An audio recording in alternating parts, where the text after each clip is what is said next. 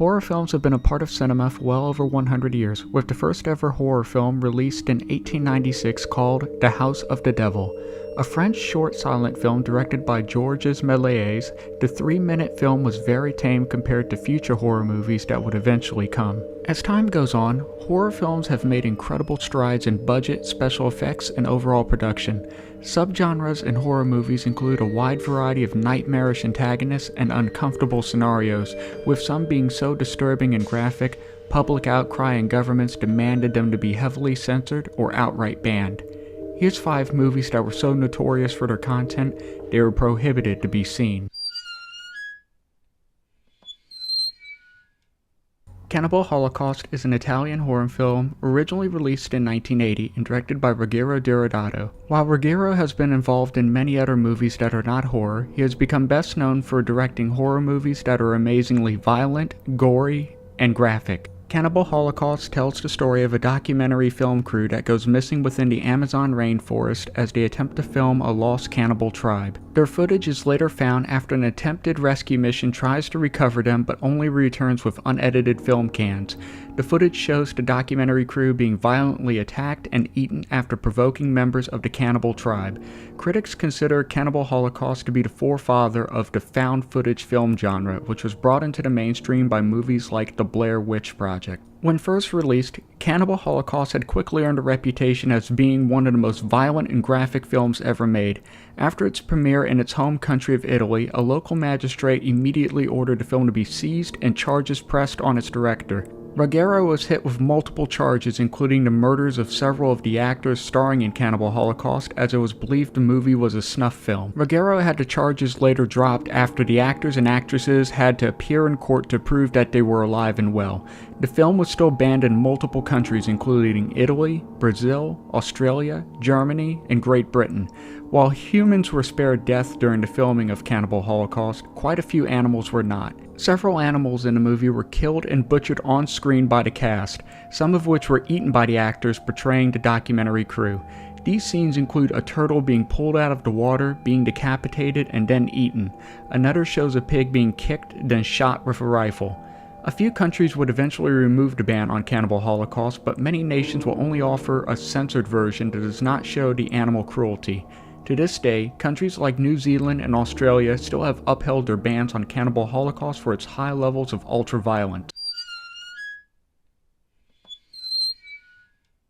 Faces of Death is a mock horror documentary that was originally released in 1978. It was directed and written by John Allen Schwartz, who used fictitious names for multiple roles on the film. Faces of Death is often proudly billed as being banned in over 40 countries. In reality, it has only been banned in Australia, Norway, Finland, New Zealand, and Great Britain. Much of the footage for Faces of Death was a result of makeup and special effects. However, certain scenes in the film were taken from independent sources and did depict gruesome outcomes such as the results of a fatal traffic accident and the death of a chicken at a slaughterhouse. Several sequels were created to Faces of Death, which were hosted by Dr. Gross and then his brother Dr. Fells, as they showed compilations of horrific fatalities. The majority of these were simply the work of special effects. Later on, some copycat and homage films like Traces of Death would depict a greater amount of actual deaths in their film. Traces of Death is, ironically, banned in more countries than Faces of Death for this reason. Released in 1986, Henry, the Portrait of a Serial Killer was directed and co-written by John McNaughton. The film is loosely based on the story of a real serial killer named Henry Lee Lucas and his companion Otis Toole. The title character is portrayed by Michael Rooker. Filmed in less than a month on a modest budget of under $120,000, the movie had an incredibly difficult time finding a distributor due to its disturbing scenes and graphic violence. It's famously one of the few non-pornographic movies to be rated X by the Motion Picture Association of America. It took over 4 years for the film to even see a limited theatrical release in the United States. The film follows a drifter named Henry, a serial killer who murders dozens of innocent people as he travels to the United States. He is joined by a prison friend named Otis and his sister Becky as the movie progresses. Over time, the film has garnered a large critical reception by film critics like Roger Ebert, who praised the performance of Michael Rooker and the movie's realism. It was heavily censored upon release in Britain, New Zealand, and Australia, although uncut versions of the film were eventually released in all 3 countries over 15 years later. The serial killer who the movie was based on, Henry Lee Lucas, was in prison during the filming and release of the movie. Lucas had claimed to have murdered over 600 people between 1975 to 1983. Law enforcement believes the majority of these claims to be false, and Lucas was only convicted on 11 murders. He was sentenced to life in prison without the possibility of parole. On March 13, 2001, Henry Lee Lucas died in prison of heart failure. The Last House on the Left was originally released in 1972, where it was edited, written, and directed by famous horror movie icon Wes Craven. The film follows the story of 2 teenage girls who attend a concert together and are kidnapped by a group of escaped convicts who sexually assault, mutilate, and murder the girls viciously. In order to lay low and hide from law enforcement, they disguise themselves and attempt to appeal to a husband and wife in a nearby neighborhood to stay a few nights in their home. Unknown to the convicts, they've happened to chosen a home belonging to one of the teenagers they've recently slain. The Last House on the Left was denied a certification for a cinematic release in the United Kingdom after it was reviewed by the British Board of Film Censors in 1974. It was later released on home video uncut due to the UK not having a certification board for home videos at the time. Later, it was banned under the Video Recordings Act of 1984. For nearly a decade afterwards, finding a copy on video in the UK of The Last House on the Left was very difficult. While The Last House on the Left isn't as banned in as many countries as some other movies on this list, it's one of the most difficult to find a completely uncut copy of in many places outside of America. Several versions of this film claim to be uncut and uncensored when in reality many scenes have been shortened or cut out completely.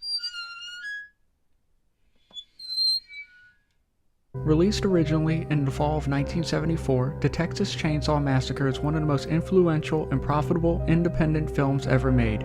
Much of its popularity came from it being falsely marketed as a true story. In actuality, the events of the film are very loosely based off of real-life serial killer Ed Gein. The film's plot follows 5 young adults on a road trip that plan to visit the property of a dead relative. They are sidetracked and end up being captured, mutilated, and murdered by a family of cannibals in Texas. The main antagonist, Leatherface, favors using workshed tools to kill its victims such as hammers and chainsaws. Despite the title of the movie, The Texas Chainsaw Massacre has the least amount of visible blood and gore of the films listed in this video. Leatherface's chainsaw is never visibly shown cutting another person on screen. That did not stop it from becoming one of the most censored and banned movies ever made. A list of countries that have banned the Texas Chainsaw Massacre include Brazil, Chile, Finland, France, Iceland, Ireland, Norway, Singapore, Sweden, Britain, Australia, and West Germany. The British Board of Film Censors was so appalled by the movie that they banned the word chainsaw from being allowed in film titles.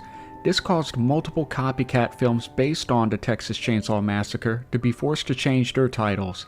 It wasn't until 1999 that the Texas Chainsaw Massacre was allowed a full and uncut release in Great Britain. Despite its relatively simple plot, the Texas Chainsaw Massacre has been the subject of many film analysis reports and extensive critical discussion about its subtext and cinematography. Film critics and film scholars have spoken and written in length about the film's underlining themes that include anti-capitalism, parodies of a television sitcom family, vegetarianism, tribalism, and the psychological aspects of violence against women. It continues to be one of the most analyzed and studied films ever released. Filmmakers are constantly pushing boundaries in order to elicit a reaction from the audience watching their work. While sometimes simple deception may be effective in tricking viewers into believing what they're watching is real, others will rely on advanced technology to thrust audiences into the fray. With tools for video editing and distributing becoming easier than ever before, the next polarizing and controversial movie may already be in production. Take care of yourselves, and I will see you next time on Horrors, Freaks, and Creeps.